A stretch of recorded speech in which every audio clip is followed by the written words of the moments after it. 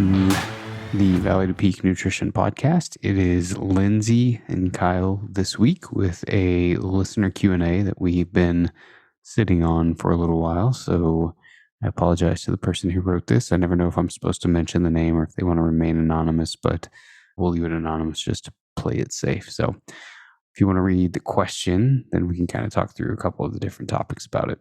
So they said, I recently watched a documentary called What the Health. Have you seen it? I'd like to know your thoughts about it. We hunters really enjoy our meat, but I wonder how a plant-based diet might help myself and family with certain health issues that we deal with, even if that means going on outdoor adventures in the future, but not harvesting. Just curious.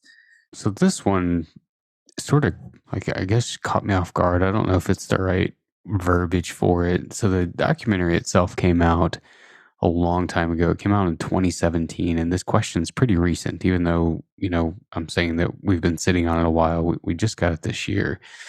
But I think one of the things that kind of took me by surprise is he wasn't necessarily just asking for clarification about the information in it. He was essentially asking if he should give up really what his whole life evolves around. This person and I have actually spoke before, so I know he does hunt. I know that that's the way they get a lot of meat for their family. So he's essentially asking, is some of the claims made in there warranted to the point of where we should give up something that we love, we spend our money on, and we spend our time and resources and energy on? So we had actually not seen this documentary, even though it's been out, almost a decade. So we rented it. I would be really curious to hear what your thoughts were as we watched it. Anytime we watch something or listen to something or read something, or I come home with, guess what so-and-so said, is that true? type things related to nutrition and food in general, I wouldn't say I'm apprehensive, but I am just aware that it might get under your skin a bit. I think a lot of the fad diet and, really far into the spectrum type nutrition things are, typically concerning because they do seem to be not based on fact from what I've seen. So anyway, when we were getting ready to watch it, I was willing to do it because I knew, we wanted to talk about this, but I knew it would likely set you off when it came to things that they spoke on. I think what I didn't expect was how frequently, I was doing something else while we were watching it too, like kind of multitasking, and multiple times I was like, seriously, people think that? And not because I'm a nutrition expert at all, because these are things that have been true or, seemingly true for however many years that I would say hundreds. I don't know how long nutrition's been a thing, but as long as I can remember, and as long as maybe like grandparents before us, so hearing, and we can get into this, but hearing much of what was said, I found myself thinking, why do people all of a sudden hear something contradictory to what everyone has believed, everyone has facts on, everyone has positive experience with, everyone knows to be true? All of a sudden, it's all a big lie, this big conspiracy theory. So I got irritated just because I can't stand when people seem ignorant. First of all, let's just clarify what it looks like when I quote, go off. I think that's maybe a little aggressive for what I get. I think any time, and I actually just dealt with this with a friend this week who had felt like she was misrepresented. Her job was misrepresented is what it was. There was things being spread about the job she does that weren't true. I think it's hard when you have put so much time and energy into learning something, implementing something in a way that will help people, in a way that does spread truth. And people are speaking not just against it like you're offended, but people are saying things that are not true, and not just saying, oh, this worked for me. This might not be common, but this worked for me.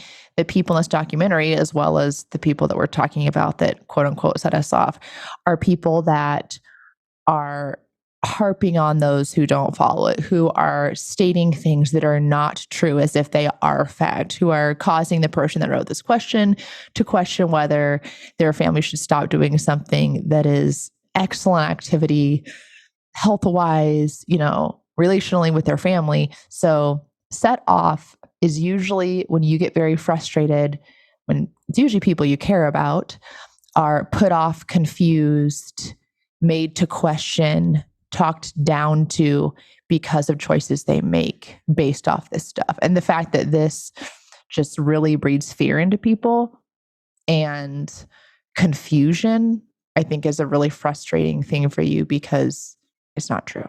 Much of the things said in the documentary, I should say, weren't true. That is true. I do get extremely irritated when something like this comes out, or there's a podcast that comes out, or there's really anything with someone on there unqualified to make very broad and general claims to the masses. Like, they'll use words like studies say, and they'll misread the studies, misinterpret the studies, misquote the studies, and then they'll cast the entire net broad to say, here's what worked for me, and this is why it works for every single person on the planet. Plus, what the rest of you are doing is wrong. You're all going to die from doing what it is that you're doing. That is what irritates me big time.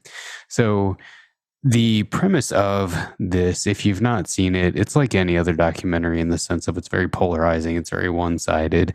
They actually make a couple of pretty valid points. So I think that those are important to point out to you, and we will. But it's basically a documentary that has a vegan agenda. And the premise of it is that meat, both protein and fat from meat, are what is killing us. Now, one of the big topics that they play on, I went back through and I was like, this is so big that I don't want to just, quote everything that they say that is crazy and rebuttal as to why it's not crazy. I wanted to find a couple of key things that they seem to keep coming back to, try to decide, is it true or is it not true? And then, kind of explain why. And so for this person who wrote this in, it answers their question. And there's a lot of people who listen to this that do hunt and do hear things like this and probably have wondered, is there any truth to that? So one of the main things that the What the Health documentary leans on is, number one, that protein and diets high in fat cause insulin resistance. Now, there's a gigantic rabbit hole you could open up with insulin resistance, but basically the short-term terminology, the short phrasing for it is, it's when your body is less responsive to the food that you eat.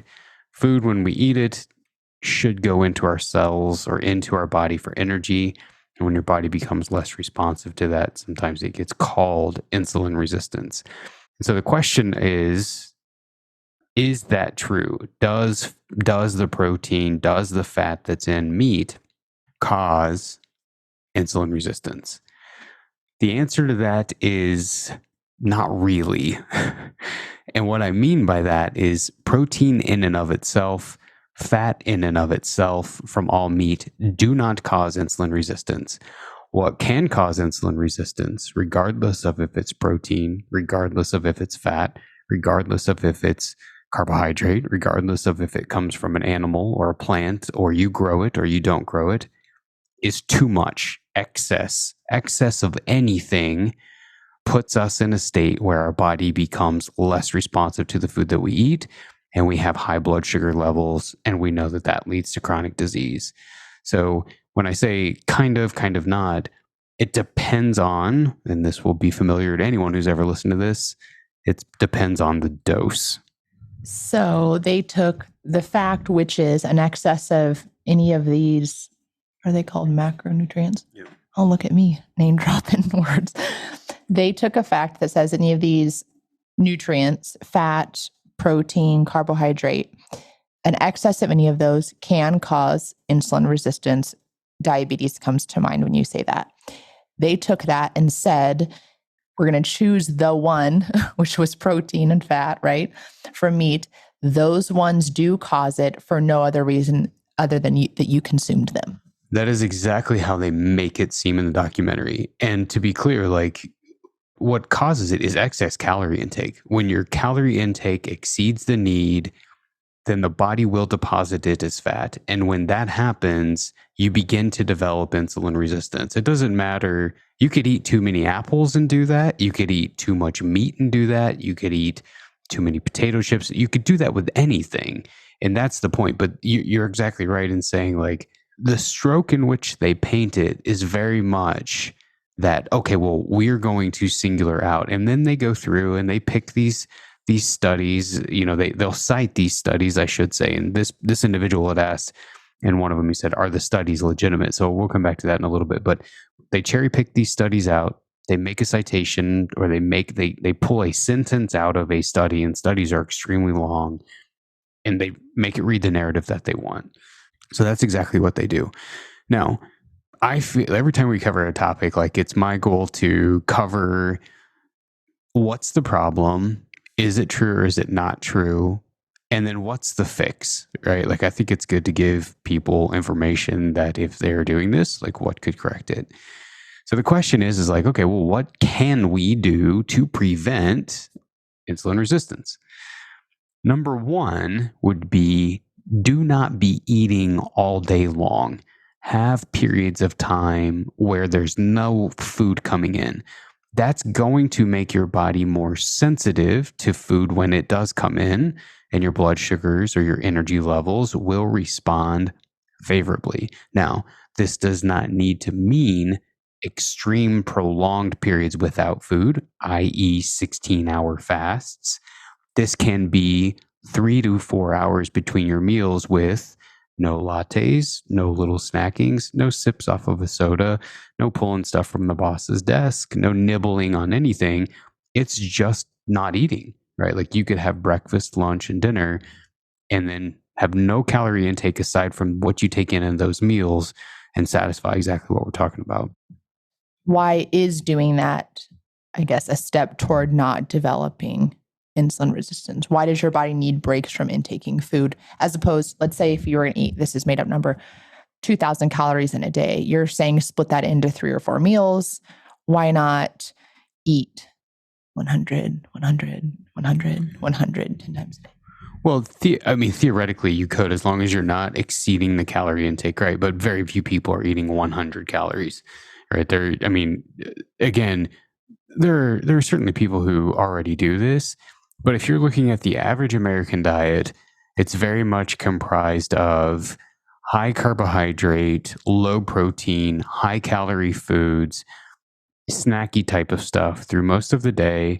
And then in the evening, they may have an evening meal, but then they'll keep eating snacks after that meal, right? And so, like, you got to think about when you integrate intermittent fasting and you say, okay, well, I'm only going to eat between 2 and 7. There's no magic within the time frame. There's only so much food you can fit in between 2 and 7. It's now all of a sudden after 7, you're not going back to the freezer, back to the fridge, back to the pantry.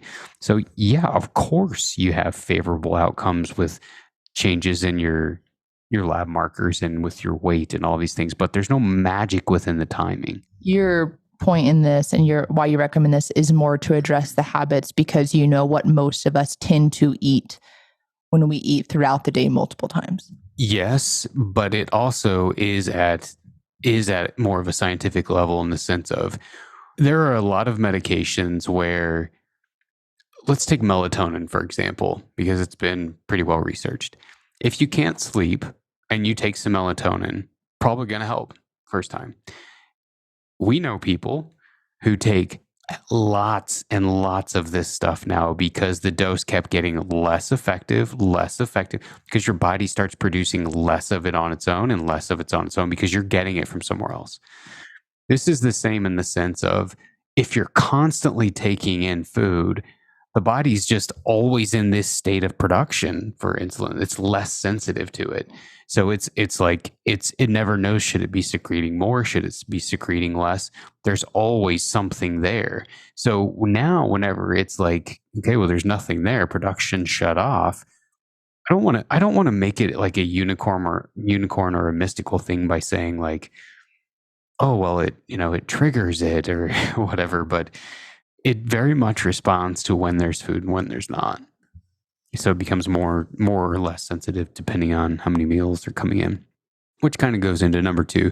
Second thing we can do is eat a moderate amount of carbohydrate, not excess. Now, the irony in this is like we are basically synonymous with Haribo at this point for gummy bear consumption. But I think that like maybe I have failed to clarify this over the years. I'm not eating that during the week ever. I mean, I eat that on the trail or, biking or hiking or running or whatever. But aside from that, I'm really not eating Haribo or really any sweets unless it's just some crazy amount of training like was for the Death Hike. So the carbohydrate intake for everyone should always match the activity, because you got to remember carbohydrate is the macronutrient predominantly responsible for energy. So if energy output is low, carbohydrate intake doesn't need to be high. So if you're looking to prevent becoming insulin resistance, you do not need to be low carb. You do not need to be no carb, but you should be appropriate carb. I don't know. I think it reminds me of, I don't know, a couple years ago, I was asking how to make changes within just my daily food, which we eat different foods throughout the day than each other, to make better choices. Like I had noticed weight gain, I think, or something, wasn't doing something as well. I can't even remember. And you said, and I had I'll down a box of mac and cheese on my own. I don't make it for children. I make it for myself. And so I was having almost an entire plate of macaroni and cheese and a very small side salad, or maybe a little bit of fruit or vegetable on the side. And, I'm picturing that my plate, not the food pyramid, but my plate, the visual that shows about how much of your plate. And you said, it's not wrong that you're eating these carbs. And I had asked, by the way, I asked for this information. It was not freely given. I insisted. And you said, still have the macaroni and cheese, but have this portion of the plate and have this much of chicken as well. And because we eat a lot of chicken, have this much of chicken and this much of salad, because talking about the most bang for your buck, the other foods, not just that they gave me more nutrition than just full on mac and cheese, but they also satiated my diet or my hunger longer and were more balanced. So I don't know, that's what stands out to me. It's not so much that, like you said, the carbs are bad or certain ones are bad. It's an appropriate amount, and not just appropriately, like you have your count for the day and you just binge all those at one meal. Throughout the day, have an appropriate amount of carbs at each meal is what I took it to understand when I asked for your help. Yeah. I mean, it just goes back to what we always say, the dose is the poison. There's no single food that's going to make your life better or make your life worse. It's always going to be the amount. And then 3, as far as how do you prevent insulin resistance, you got to be active. Our cells are no more receptive to carbohydrate and food than when we are or right after when we exercise. Now, you do not need to rush home and pound a protein drink in a meal or you're going to miss this window. There was a myth that sort of existed for years in the nutrition and especially in the fitness world that you have a 60-minute window to get your quote post-workout recovery meal in, or you lose all of the training you've just done. We have blown that theory out of the water to be not true multiple times over the years. So it's not like there's this window.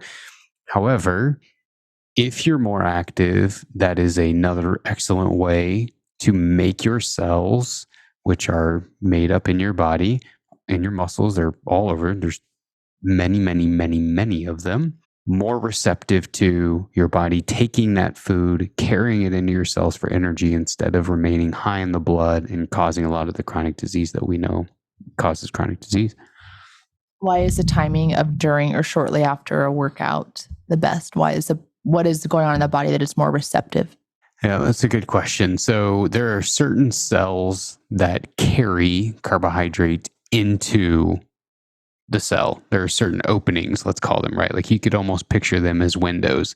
You could almost think of it like when you're a teenager, right? If you had a parent who, let's say that you had a curfew of 11 and they left the window open, but at 10:45 the window went half closed, and then at 10:50 it's a quarter closed, and if you're not in there by 11, you're not getting in. This is a lot of the same way. When you, right after you exercise, the door for these carbohydrates to be put into your muscle is basically wide open. The longer you go away from that exercise, the less open it is. However, if you are, and this goes to my point about being active, if you are an active person, the window's always open, right? It doesn't matter if it's 100% open, 50% open, 75% open, 25%. It doesn't matter. It's open, right? And so the being active piece is key. And in addition to that, like you go back to the sensitivity of it, you are more receptive, more responsive to nutrition intake when you're active. The cells are just more accepting to it. Hopefully, I'm not the only one that just asked myself, well, how active do I need to be to keep my window open? That's a good question. And you could go with the blanket 150 minutes a week, which is 30 minutes, 30 minutes 5 times a week, active enough to get your heart rate up and feel like you're actually doing something would be, I'd say, a bare minimum. Now, can you get some benefit if you are a walker? Yes. I mean, if you think about, like this is very non-scientific, but I think it's a good scenario that paints a good picture. We both know someone who does not live in this state who was had gotten diagnosed type 2 diabetic. So he had a glucose monitor on him, and he was hunting and hiking a lot. And he started observing, every time I go hunting and hiking, not running, not doing anything crazy, he's just walking in the hills, I never have a problem with my blood sugars.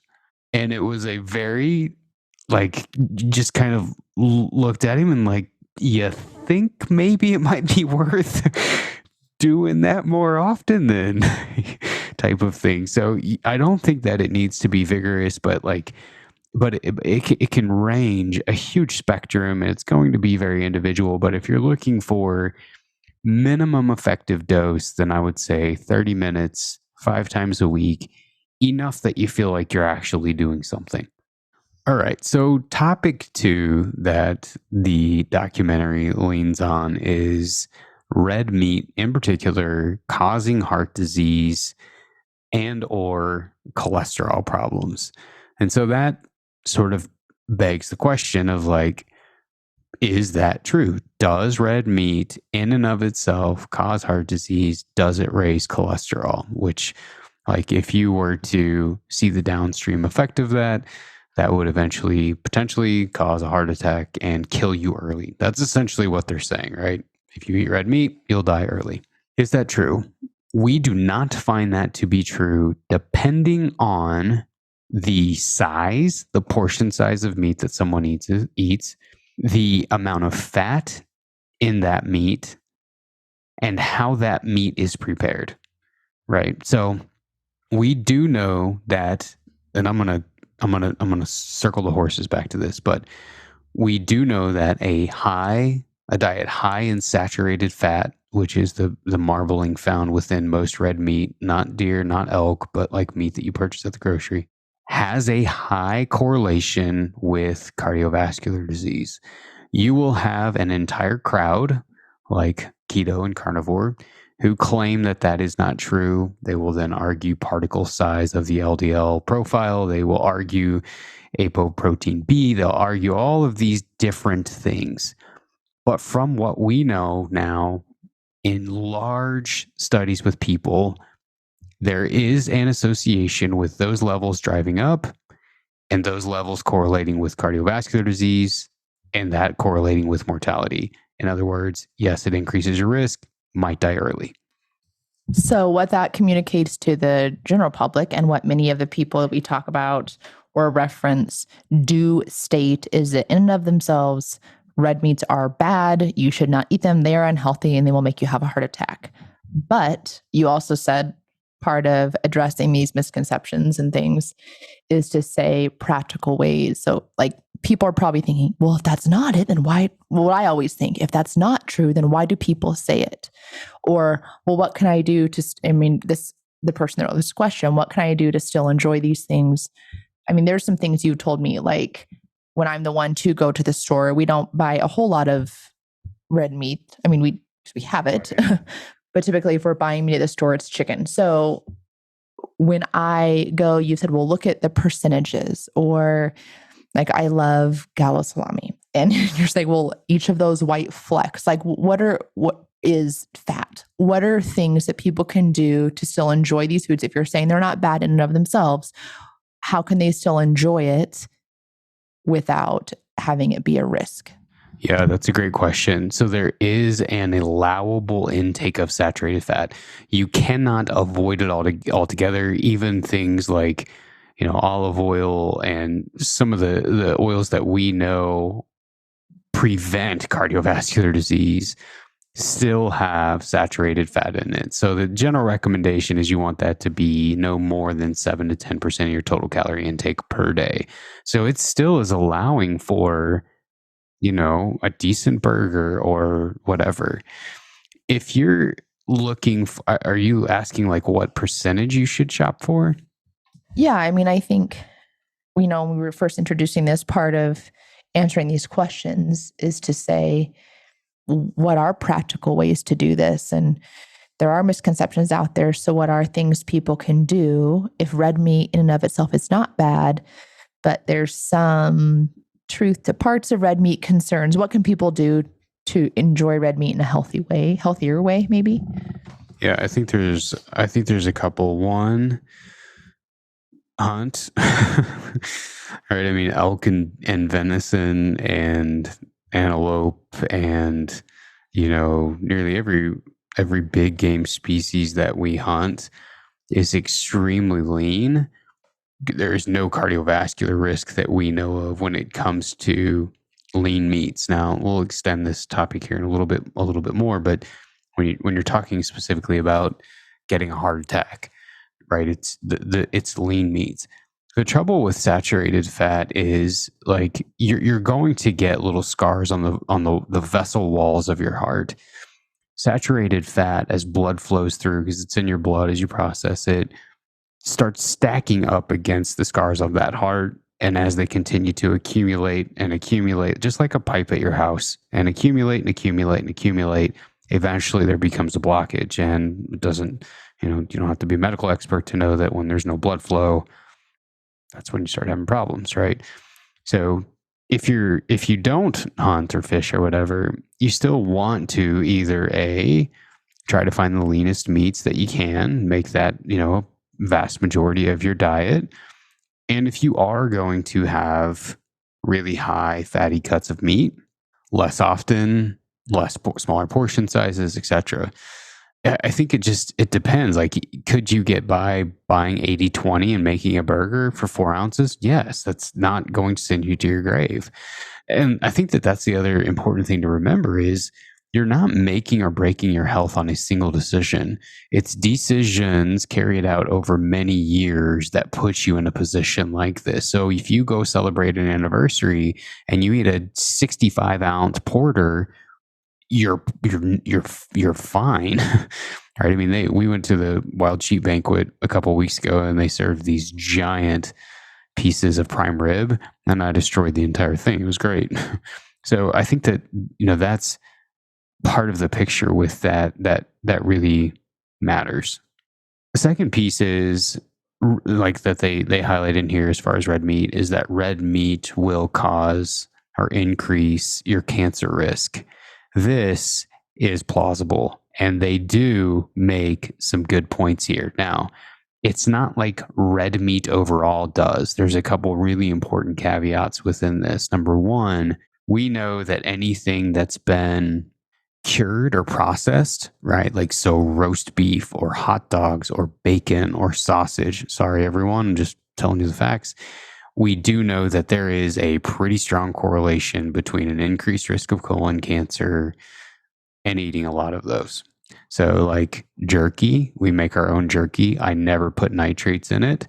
And I always try to really control how we cook it because of that risk, right? The second thing, and this is honestly, I guess, probably biggest worry, if I'm honest, is when you cook red meats, or really just about any meat for that matter, at a high temperature over an open flame, you develop a compound on the outside of that meat called a heterocyclic amine. And they bring this up in the movie and talk about how much eating those things increases a person's risk for colon cancer. That is true.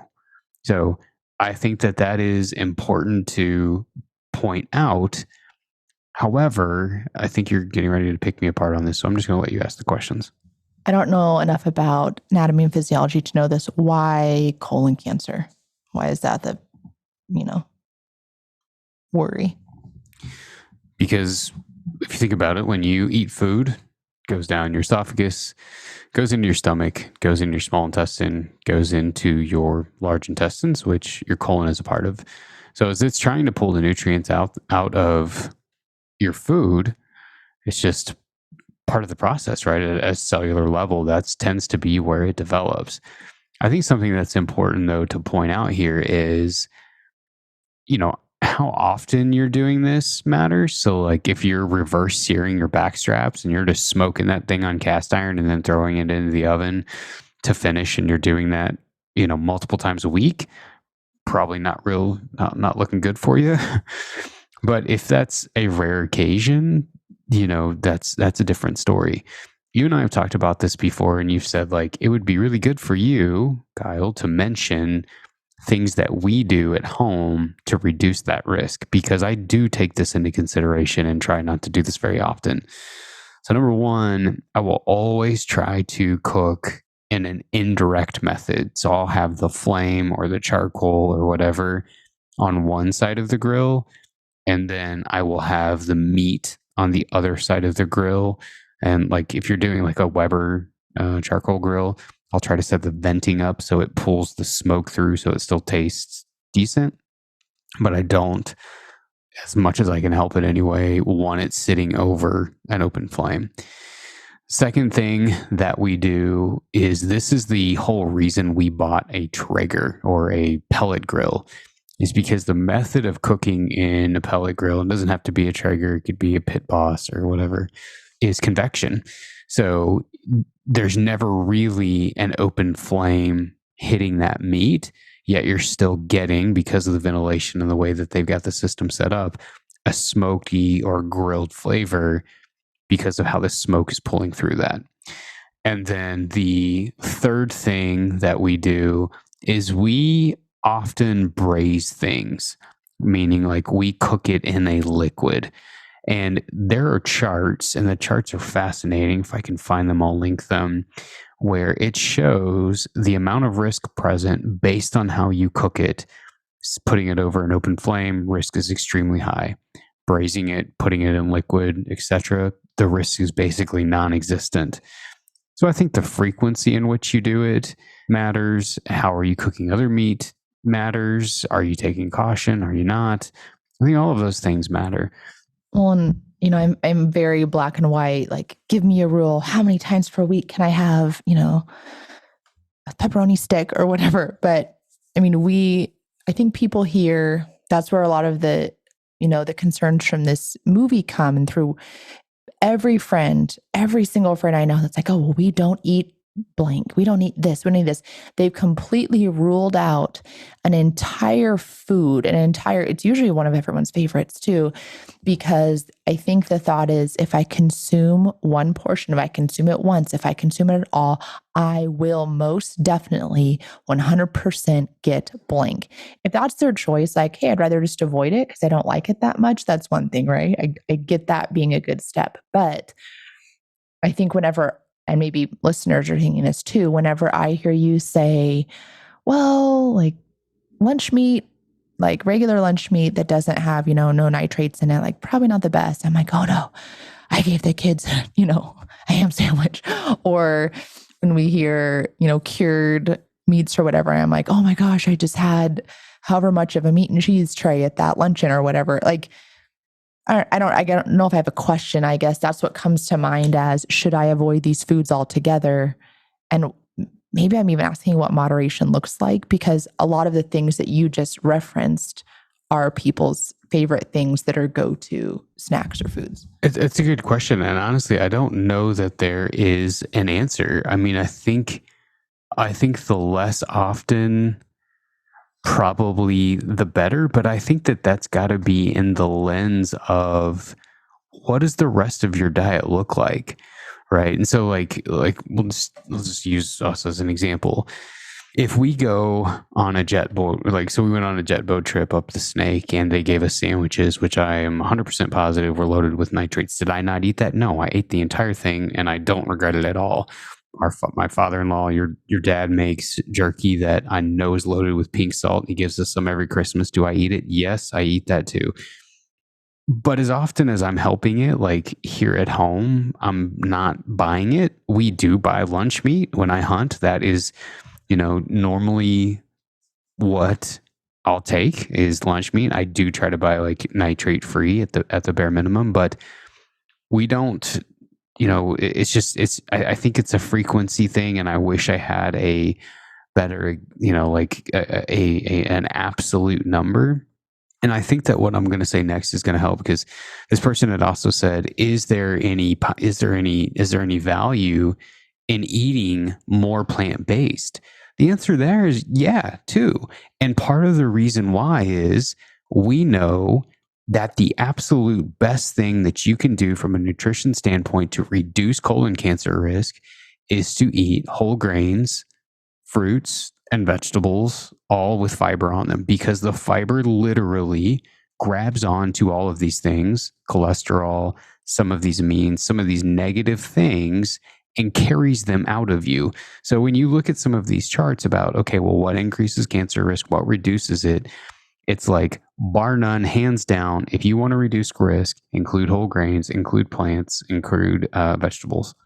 You've clarified this for me in the past, but I think I've not heard you phrase it this way. You said fruits and vegetables with fiber on them. I don't know if I was making fruit leather or something. I'm not homey, like in the kitchen at all, but I found like a random orchard and picked some stuff. Anyway, I was making fruit leather and I had peeled all of the skin off of this. And you're like, oh, I said, oh, isn't it still so healthy? And we're like, yes, but there's also a lot of nutrition in the skin and the peel. So when you said fiber on it, what do you mean? And I'm kind of asking this twofold, in that I think people go, oh, well, I give my kids fruit snacks, or we have juice, or there's a lot of, I'm quoting with my fingers, forms of vegetables and fruit. Are there some that have clearly been shown like this is the form in which you should eat these things to alleviate the risk or lessen the risk? Yeah, I mean, so the fiber is always going to be on the skin, right? It's of fruits and vegetables, and grains are always going to be the whole grain variety. So you're thinking about oats, brown rice, whole wheat pasta, whole wheat bread, blah, blah, blah, blah, blah. The more that those things are present, the greater the risk goes down, right? So I think that that's important. Like, as I'm sitting here talking, we now find ourselves living in a day, though, where you have an entirely different crowd saying plants are killing you in carnivore, right? So you've got people saying that the fiber in plants are literally killing you. And I'm just going to say that there's nothing even remotely further from the truth based on what we know. Can you overdo plants to where they wreak havoc on your gut? Yes. Can fiber bind some nutrients? Yes. But that is like barely scratching the story. I'm almost apprehensive to even say that, but I know that's a thing. So I feel like we may just need to do another podcast to address that at some point. But from what we do know, like when we look at these studies and there's charts based on this over many years, there's no denying the fact that one of the number one things that you can do to drive down your risk of colon cancer is eating whole grains, eating fruits, eating vegetables, and making sure the fiber's on it. So I think that kind of goes back to really what we've always said is like, it's the dose of everything that makes the poison. So after watching this documentary and reading this email, Do I plan on not hunting? No, absolutely not. Many of the claims, and this is going to go to the comment that I made earlier about studies and the cherry picking of studies that this group did, are so bent that it's. I mean, I think that like you open your statements with saying this, where you're literally almost screaming at the screen, like, do people believe this? Because he does. He bends it, but it simply isn't. It isn't true, right? So I think that it's important to view that through the lens. I would not stop hunting. I would not stop eating meat. I won't stop eating meat. I would be aware of how I cook it. I would be aware of what else I'm eating with it. I would be aware of the dose. I would be aware of the dose of everything, though. I think that it's everything that you got to take it through in terms of context. The sort of the last thing that I'll end on is the guy then goes on a like full send lament about quote big pharma and quote big nutrition. I do think that, at least I'll speak for our organizations, we should be above reproach and not be sponsored by gigantic companies that we know aren't doing a lot for health. I mean, I won't, like, for example, I know that there's one organization that's heavily sponsored by Coca-Cola. Even the Beef Council, like, I'm getting emails the other day sponsored by the Beef Council, and the email subject would be like, let us equip you with educating your clients and patients on why beef is so good, and it's coming from our professional organization, sponsored by the Beef Council. I'm like, this is crazy. Like, I don't, you know what I mean? It's hard for anyone to really trust you when you're getting money and advice from a big company. So I think that I don't know how to keep the doors open, professional organization, but I think that if you want to be trusted, you got to figure out a way better than taking money from beef and Coke and McDonald's. All right. Well, that is it for this episode. This will probably, I think this is going to release on Saturday, which I will either be absolutely miserable in the Arizona sun trying to make it out of the Grand Canyon, or I will be at camp licking my wounds from Friday.